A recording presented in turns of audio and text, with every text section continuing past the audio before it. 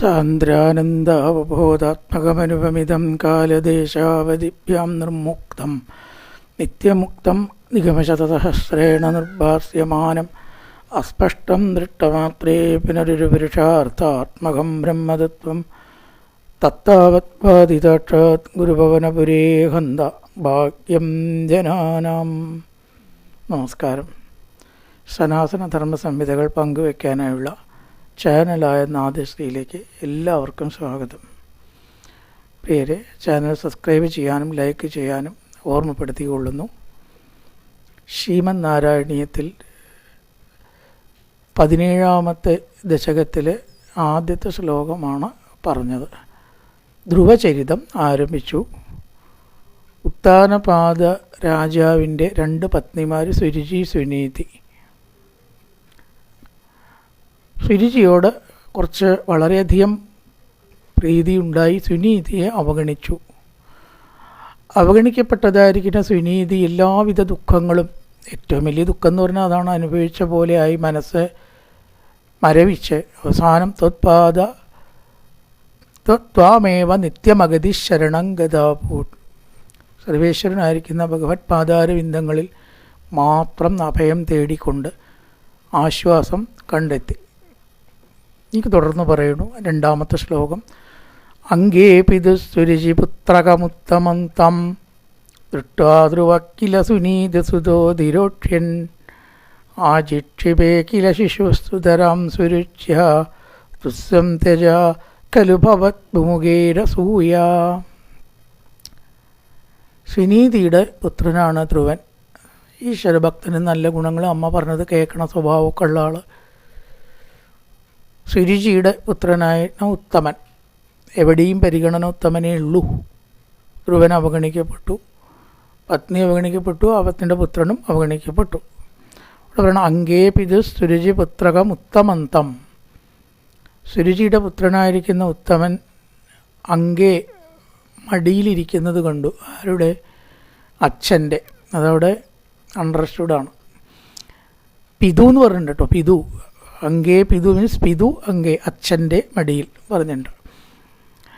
അച്ഛൻ്റെ മടിയിൽ സുരുചിയുടെ പുത്രനായിരിക്കുന്ന ഉത്തമൻ ഇരിക്കുന്നത് കണ്ടിട്ട് അംഗേ പിതു പിതു അംഗേ പിതു അംഗേ ഉത്തമം തം ദൃഷ്ട്വ, ആ മടിയിൽ അച്ഛൻ്റെ മടിയിലിരിക്കുന്നത് കണ്ടിട്ട്, സുരുചി പുത്രകനായിരിക്കുന്ന ഉത്തമനെ മടിയിൽ ഇരിക്കുന്നത് കണ്ടിട്ട്, എപ്പോഴും ഉത്തമന് മാത്രമേ മടിയിലിരിക്കാനുള്ള അവകാശവും സ്ഥാനവും ഉള്ളൂ, ലാളന ആ ഉത്തമനെ കിട്ടിയുള്ളൂ.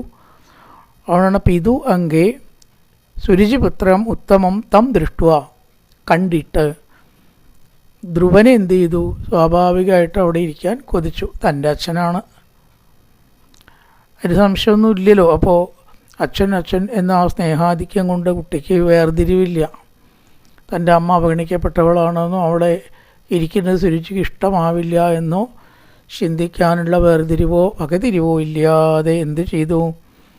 ആ ധ്രുവ സുനീതി സുത ധ്രുവ കില, സുനീതി പുത്രനായിരിക്കുന്ന ധ്രുവനാവട്ടെ, സുനീതി സുത ധ്രുവ കില, സുനീതി സുതനായിരിക്കുന്ന ധ്രുവനാകട്ടെ എന്ത് ചെയ്തു? അതിരോക്ഷ്യൻ, അവിടെ കയറിയിരിപ്പാൻ തുടങ്ങണവേ. ആ അച്ഛൻ്റെ മടിയിൽ നിന്ന് അവിടെ അണ്ടർസ്റ്റുഡാണ്. നേരത്തെ പറഞ്ഞിട്ടുണ്ട് പിതു അംഗേ, അതുകൊണ്ട് ഇവിടെ ആവർത്തിച്ചില്ല. അതിരോക്ഷ്യൻ എന്ന ക്രിയ മാത്രമേ പ്രയോഗിച്ചുള്ളൂ. എവിടെ പറഞ്ഞിട്ടില്ല. അത് അച്ഛൻ്റെ മടിയിൽ നേരത്തെ പറഞ്ഞതുകൊണ്ടാണ് ഇവിടെയാണ് അണ്ടർസ്റ്റുഡ്. അതിരോക്ഷ്യൻ കയറിയിരുന്നു. എവിടെ കയറിയിരുന്നു നമുക്കറിയാമല്ലോ, അച്ഛൻ്റെ മടിയിലാണ് നേരത്തെ പറഞ്ഞതുകൊണ്ട്.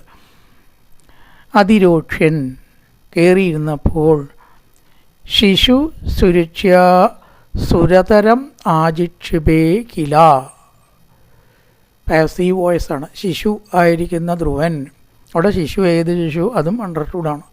നേരത്തെ പറഞ്ഞിട്ടുണ്ടല്ലോ ധ്രുവ കില, ആ കുട്ടി, ഇതാണ് ശിശു. ശിശു കില സുരുച്യ സുതരാം ആജിചിക്ഷേ പാ, ആജിചിക്ഷിപേ എന്നാണ്. സുരുചിയാൽ വളരെയേറെ ആക്ഷേപിക്കപ്പെട്ടു. ശകാരിച്ചു, ചീത്ത പറഞ്ഞു, ഒരുപാട് പറഞ്ഞു. കാരണം ആചിക്ഷിപേ കില, ശിശു ധ്രുവൻ എന്നർത്ഥം. സുരുച്യ സുരതരം ആചിക്ഷിപേ, സുരുചിയാൽ സുതരാം എന്ന് പറഞ്ഞാൽ വെരി വെരി എന്ന് ഇംഗ്ലീഷിൽ പറയണതിനാണ് ഇവിടെ സു ചേർക്കുക. രുചിരാം എന്നും അതേ അർത്ഥം തന്നെ വരിക. ആചിക്ഷിപേ എന്നുള്ളതിൻ്റെ വിശേഷണമാണ് ഇത് രണ്ടും. സുതരാം ഒന്നിച്ച് പറഞ്ഞു എന്ന് പറഞ്ഞു. സുതരാം വളരെയേറെ അഭിമാനത്തെ സ്പർശിക്കുന്ന വിധത്തിൽ ചീത്ത പറഞ്ഞു. വഴക്ക് പറയുക, ചീത്ത പറയുക, അവിടെ ഇരിക്കാനുള്ള അർഹതയില്ല. നവസ്തം ഭവാൻ ആരോടുമർഹസി, അവിടെ കയറിയിരിക്കാൻ നിനക്ക് എന്താണ് അർഹതയുള്ളത്? ബാലോസി, നീ കുട്ടിയാണെന്ന് വിചാരിച്ചിട്ട് എന്തെങ്കിലും ചെയ്യാൻ പറ്റില്ല. അതുകൊണ്ട് ഗർഭേത്വം, എൻ്റെ ഗർഭത്തിൽ വന്നിട്ട് ജനിക്കണം, അവിടെ ഇരിക്കണമെങ്കിൽ എന്ന് ഭാഗവതത്തിൽ ആ ആക്ഷേപം ഒന്നങ്ങനെ വിശദീകരിക്കുന്നുണ്ട്. അതുകൊണ്ട് യതീച്ഛസി നൃപാസനം, നൃപാസനത്തിലാണ് നീ ഇരിക്കണത്. നീ എവിടെ ഇരിക്കണത്? രാജാവിൻ്റെ മടിയിൽ. അവിടെ ഇരിക്കണമെങ്കിൽ എന്ത് വേണം? ഗർഭേത്വം, എൻ്റെ ഗർഭത്തിൽ, നീ എൻ്റെ ഗർഭത്തിൽ വന്ന് ജനിക്കണം, അല്ലാത്ത ഒരാൾക്കും അവിടെ ഇരിക്കാൻ അർഹതയില്ല എന്ന് പറഞ്ഞ് സുതരാം ആചിക്ഷിപേ, വളരെയേറെ ആ കുട്ടിയെ അപേക്ഷിച്ചു. ഇവിടെ പറയാണ് ഭവത് വിമുഖേർ അസൂയാ ദുസ്സന്ധ്യജ കലു. ഗുരുവായൂരപ്പ, ഈ ഭക്തി എന്ന് പറയുന്നത് എല്ലാവർക്കും അങ്ങനെ ഈ വായു കിട്ടണ പോലെ സുലഭമായിട്ട് കിട്ടണമെന്നല്ല. അതിനൊക്കെ എത്ര ജന്മം കൊടുത്തു വയ്ക്കണം. ഗുരുവായൂരപ്പാന്ന് വിളിച്ച് കണ്ണിൽ വെള്ളം നിറയ്ക്കണമെങ്കിലും വേണം യോഗം എന്നാണ്. വിഷമമുള്ളവർക്കോ സുഖമുള്ളവർക്കോ ആർക്കും ഇപ്പോൾ വിഷമമുണ്ടായതുകൊണ്ടൊന്നും ഭക്തി ഉണ്ടാവണമെന്നൊന്നുമില്ല, സുഖമുള്ളവർക്കും ഉണ്ടാവണമെന്നില്ല, അവർക്ക് രണ്ടു കൂട്ടർക്കും ഉണ്ടായിക്കൂടാന്നില്ല. അതുകൊണ്ട് അതൊന്നും ഇതിൻ്റെ അടിസ്ഥാനമല്ല, നമ്മൾ പറയാമെന്ന് മാത്രമേ ഉള്ളൂ. ഇപ്പോൾ അംബരീഷൻ എത്ര ധനികനായിരുന്നു, അദ്ദേഹത്തിന് ഭക്തി ഉണ്ടായി. കുചേലൻ എത്ര ദരിദ്രനായിരുന്നു, അദ്ദേഹത്തിനും ഭക്തി ഉണ്ടായി, അല്ലേ? അപ്പോൾ സമ്പന്നനും ഉണ്ടാവാം, ദരിദ്രനും ഉണ്ടാവാം, ഇവർക്ക് രണ്ടു കൂട്ടർക്കും ഉണ്ടാവാണ്ടി വരാം. അതൊക്കെ പൂർവ്വജന്മ സുഹൃതം, ഭഗവാന്റെ അനുഗ്രഹം. ഇനി അവർക്ക് ഇവിടെ വന്ന് കഷ്ടപ്പെടണ്ട. അങ്ങനെ ആയാൽ ഭഗവാനിൽ ഭക്തിയുണ്ട്. പിന്നെ ഇപ്പോൾ അവർക്ക് ഇപ്പോൾ വേറെ എന്തെങ്കിലുമൊക്കെ ഇല്ല ഉണ്ടെങ്കിൽ ഉണ്ട്, അതുകൊണ്ട് എന്താ ഒരു നഷ്ടമോ കുറവോ അല്ലെങ്കിൽ അതിലൊന്നും വിഷയമില്ല. ഇത് എളുപ്പമായിട്ടുള്ള സംഗതിയല്ല ഭക്തി എന്ന് പറയുകയാണ്. അതാണ് ഭവത് വിമുഖൈഹേ, അങ്ങയുടെ ഭക്തി ഇല്ലാത്തവർക്ക്, അങ്ങയിൽ വിമുഖന്മാരായിട്ടുള്ളവർക്ക് ഈ അസൂയ എന്ന് പറയുന്നത് പൊതുവേ ഒരു വാക്കാണ്. മറ്റൊരാളുടെ ഉത്കർഷത്തിൽ അസഹിഷ്ണുത ഉണ്ടാവലാണ് ശരിക്കും അസൂയ എന്നുള്ള വാക്ക് പറയുക. ഇവിടെ അതല്ല പറഞ്ഞത്. അസൂയ ഇപ്പോൾ ധ്രുവന് ഉത്കർഷമൊന്നുമില്ല, ഉണ്ടോ? ധ്രുവനിപ്പോൾ തവനേക്കാൾ ഉത്കർഷം ഉണ്ടെന്ന് നമുക്ക് പറയാൻ പറ്റില്ല. പക്ഷേ ഒരു ചീത്ത ഗുണം എന്നുള്ള അർത്ഥമേ ഉള്ളൂ. അതായത് അസഹിഷ്ണുത എന്നാണ് ഇവിടെ ഉദ്ദേശിക്കുന്നത്. സഹിഷ്ണുത, മറ്റൊരാൾക്ക് എന്തെങ്കിലും സുഖം കിട്ടുന്നതിൽ അസഹിഷ്ണുതയുള്ളവരുണ്ടാവും ഈ ലോകത്തിലല്ലേ. സുഖമായിട്ട് പാട്ടിങ്ങനെ അങ്ങനെ പയൽ സുഖിക്കേണ്ട, അതിൽ വർത്തമാനം പറയുക, വെറുതെ ഒരു കാര്യമില്ല വെച്ചാലും അതിൽ ഇൻട്രപ്റ്റ് ചെയ്യുക, അതിൽ ആനന്ദം കണ്ടെത്തുന്നവരുണ്ട്, അല്ലേ? കേട്ടോട്ടെ, ഇപ്പം നമ്മൾ ഡിസ്റ്റർബ് ചെയ്യണ്ട എന്നല്ലേ വിചാരിക്കേണ്ടത്. സുഖമായിട്ട് കേൾക്കുകയാണ്, അതാണ് കഴിഞ്ഞോട്ടെ, എന്നിട്ടാവാം 10 മിനിറ്റ് കൊണ്ട് അങ്ങനെ പയലുക. അതാണ് എന്ത് പറയുക ഇവിടെ അസൂയ. വേറെ ആൾക്ക് ഈ സുഖം കിട്ടുന്നതിലുള്ള അസഹിഷ്ണുത ഉണ്ടാവും. തങ്ങളുടെ ദുഃഖത്തേക്കാൾ അവർക്ക് ഇടയ്ക്ക് ബുദ്ധിമുട്ട് എന്താ പറയുക, വേറെ ആളുടെ സന്തോഷത്തിലാവും. അപ്പം അങ്ങനെ ധ്രുവൻ സന്തോഷിക്കേണ്ട എന്ന ഭാവത്തിലുള്ള അസൂയ. ഭവവിമുഖേഹേ, ഒരുപാട് ഈ ഭക്തി ഇല്ലാത്തവർക്ക് ഈ ദോഷം ഉണ്ടാവും. മറ്റൊരാളുടെ സുഖത്തിൽ അവർക്ക് അസഹിഷ്ണുത. ദുസ്സന്ത്യജാഖലു എന്ന് പറഞ്ഞാൽ അവർക്കത് അസൂയ ഇല്ലാണ്ടിരിക്കാൻ, ത്യജിക്കാൻ ബുദ്ധിമുട്ടാണ്. ദുർഗുണങ്ങളെ ഉപേക്ഷിക്കാനും സദ്ഗുണങ്ങളെ സ്വീകരിക്കാനും ഒരു മനസ്സ് വേണം. ഒരു നല്ല മനസ്സുള്ളവർക്ക് സദ്ഗുണങ്ങളെ സ്വീകരിക്കാനും ദുർഗുണങ്ങളെ തള്ളിക്കളയാനും പറ്റുള്ളൂ. അപ്പം അതുകൊണ്ട് സുരുചിക്ക് ഭക്തിയോ വിനയാദി ഗുണങ്ങളില്ലാത്തത് കൊണ്ട് തന്നെ ഭവത് വിമുഖേഹേ, അങ്ങയിലുള്ള വിമുഖത, ഭക്തി കുറവ്. ഭക്തി ഉണ്ടെങ്കിൽ ബാക്കിയൊക്കെ നേരെക്കോളും. അവർക്ക് ചീത്തയാവാൻ പറ്റുമോ? വേറൊരാളെ ബുദ്ധിമുട്ടിക്കാൻ അവർക്ക് കഴിയില്ല. അവരെ പോലെ തന്നെയാണ് വേറൊരാളെന്നേ ഭക്തന്മാർ എപ്പോഴും ചിന്തിക്കുള്ളൂ. അപ്പം മറ്റൊരാളുടെ ദുഃഖം അവർക്കൊരു സുഖത്തെ കൊടുക്കില്ല. അതിലൊരു സ്വസ്ഥത കണ്ടെത്തുന്നവരല്ല ഭക്തന്മാർ. മറ്റൊരാൾ സുഖിക്കുന്നുണ്ടെങ്കിൽ സുഖിക്കട്ടെ എന്ന് വിചാരിക്കും. ദുഃഖം ഉണ്ടെങ്കിലോ അതിൽ വിഷമമുണ്ടാവും. ഈശ്വരാ, അവരും കൂടി ഇങ്ങനെ കഷ്ടപ്പെട്ടില്ലേ, അപ്പോൾ ആ ഒരു ഗുണം, സൗശീല്യാദി ഗുണങ്ങൾ കുറവ്, ഭക്തി ഇല്ലാത്തത് കൊണ്ട് ഭവദ്വിമുഖേഹി, അസൂയ എന്ന് പറഞ്ഞാൽ അസൂയ ആദി എന്ന് ചേർക്കാം, അവിടെ വേണച്ചാൽ അസൂയാദി ദുഷ്ടുഗുണങ്ങളൊക്കെ എന്താവും, ഇതൊരു ദോഷം മാത്രമാണ് അസൂയ. അസൂയ ദുസ്സം തെജാക്കലു, അതിപ്പോൾ എങ്ങനെ മനസ്സിന്ന് ദോഷങ്ങൾ നീങ്ങുക? മനസ്സിന്ന് ദോഷങ്ങൾ നീങ്ങണമെങ്കിൽ ഗുരുവായൂരപ്പ അങ്ങയിലുള്ള ഭക്തി തന്നെ വേണം.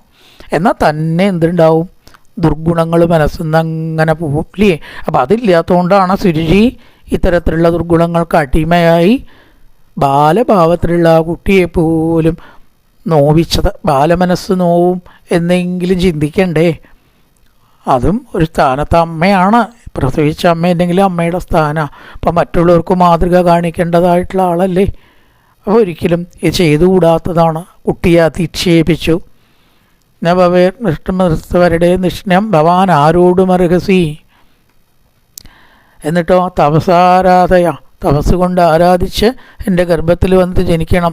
യദീക്ഷസി നിർഭാസനം ആഗ്രഹിക്കുന്നുവെങ്കിൽ എന്ന് ശ്രീമദ് ഭാഗവത്തിൽ വളരെ വിസ്തരിച്ചിട്ട് അധിക്ഷേപത്തെ ഒന്നങ്ങനെ കാണിക്കും.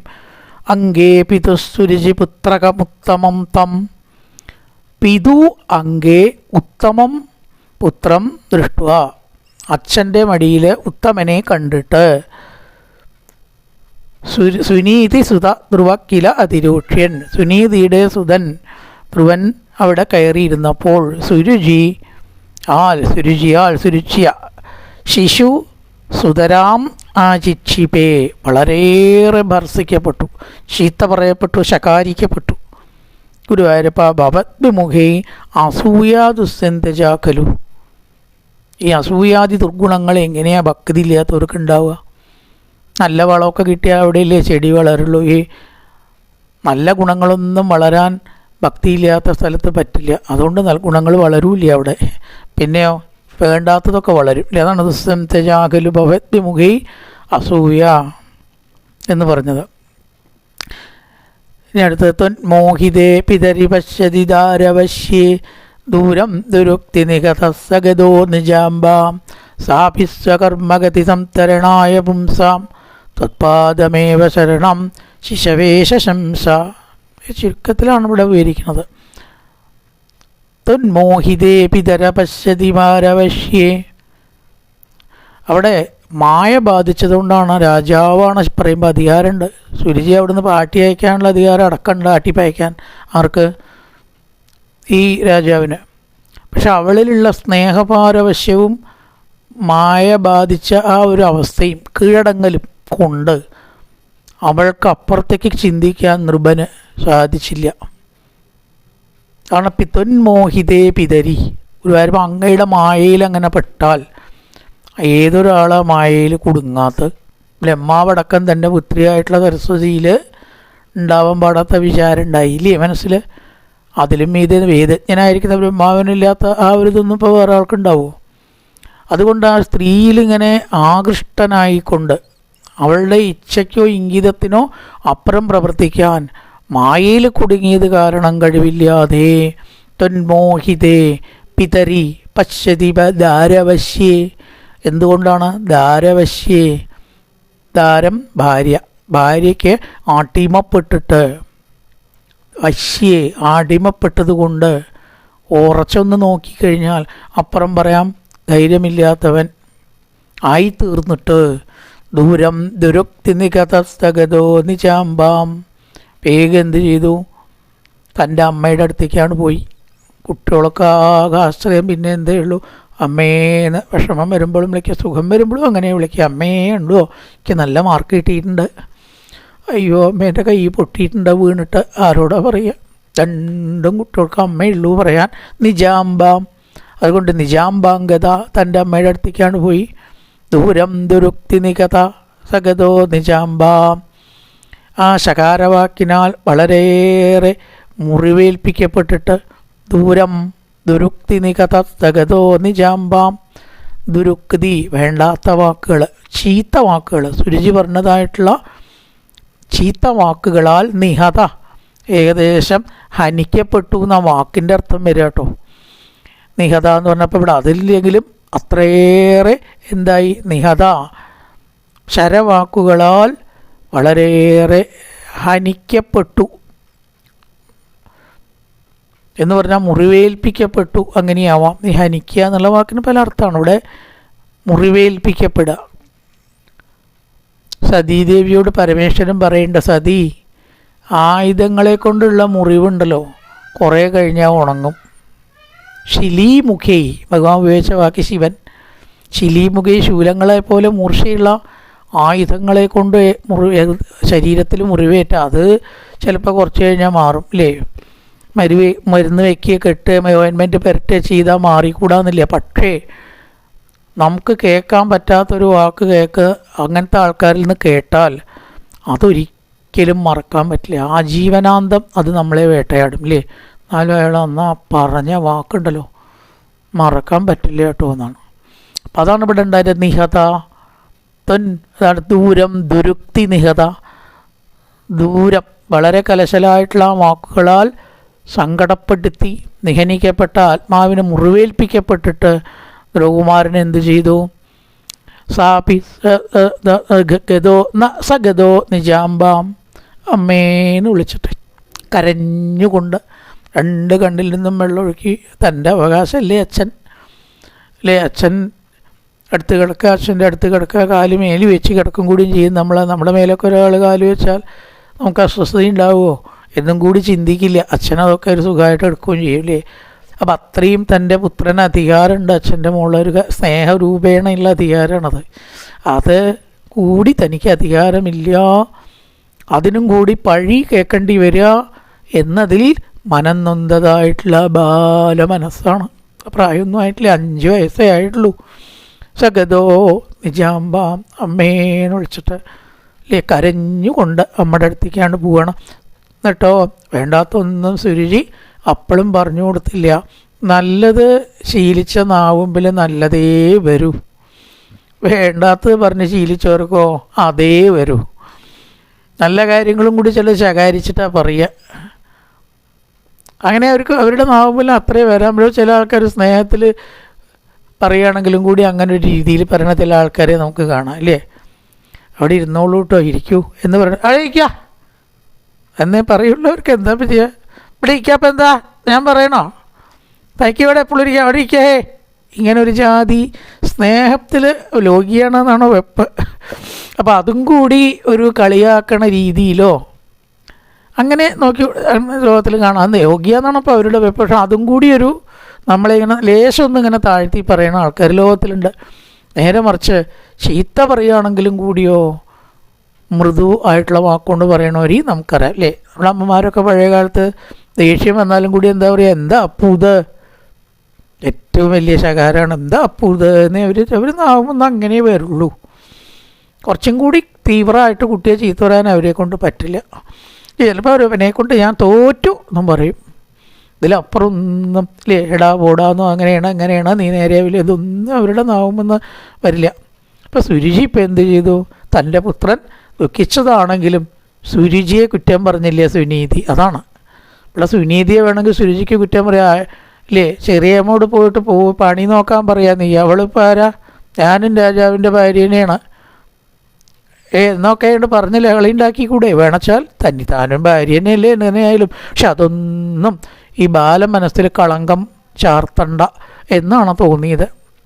എന്ത് ചെയ്തു? സാഭി സ്വകർമ്മഗതി സംതരണായ പുംസാം ത്വത്പാദമേവ ശരണം. എല്ലാം നമ്മുടെ കർമ്മം നമ്മൾ അനുഭവിക്കുകയാണ്. സുഖമായാലും ദുഃഖമായാലും അവഗണനയായാലും പരിഗണനയായാലും അതുണ്ടാവണത് എന്തുകൊണ്ടറിയോ?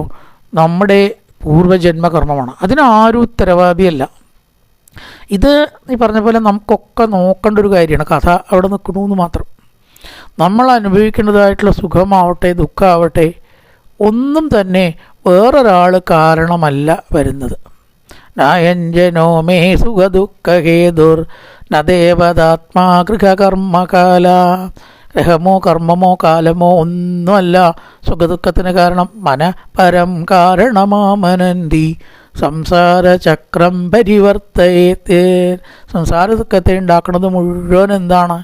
മനസ്സാണ്. അപ്പോൾ ആ മനസ്സിനെ നമ്മൾ വേണ്ട പോലെ ആക്കി തീർത്താൽ ഏത് സുഖത്തിനെയും ദുഃഖത്തിനെയും ഒരേപോലെ എടുത്ത് നമുക്ക് മുന്നോട്ട് പോകാൻ സാധിക്കും.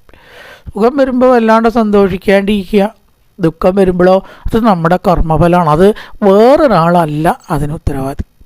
ഇത് മനസ്സിലാക്കുക. എന്നാൽ ആ മനസ്സ് ശരിയാക്കാനാണ് മനഃപരം കാരണമാവനെന്തി, അതെങ്ങനെ നേരേക്കാം? സാപിസ്വ കർമ്മഗതി സംതരണായ പുംസാം.